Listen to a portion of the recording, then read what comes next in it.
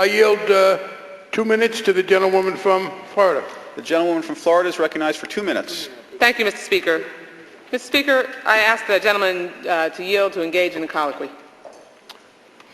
Yes. Thank you, Mr. Frank. On the travel fairness language included in the bill, there are two provisions which I believe require additional work and which I hope the gentleman will be willing to work on with me as the bill progresses towards conference: the war exception and the impact on existing state laws.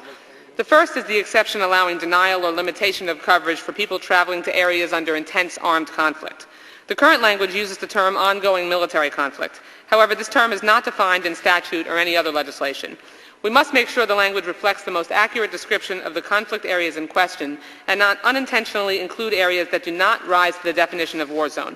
Secondly, another point on which I'd ask for the gentleman's assistance in conference is the issue of how this law will affect the states with similar laws.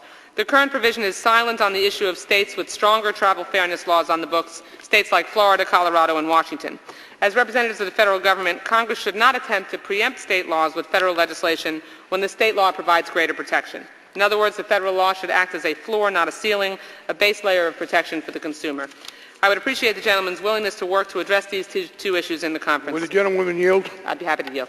I agree with her on both points. First, there is nothing in this language, and I should say that this issue of preventing unfair denials of life insurance, she was the one who brought it up. She brought it up in the prior Congress. Now that we're in the majority, we're able to accommodate it.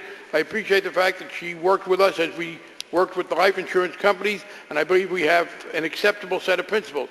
She's right that this language does need a little bit more, I think, refinement on conflict. I think there's a conceptual agreement, and I agree with her as to the need for definition. As to preemption, that's very simple. I am a strong believer we should not be preempting unless we say so explicitly. There has been an excess of subtle preemption by stealth. This bill does not do that. Insurance has been primarily a state issue. This is a federal statement, but it is not at all meant to be preemptive. I thank the gentleman and Mr. Bacchus both for their support. Yield back.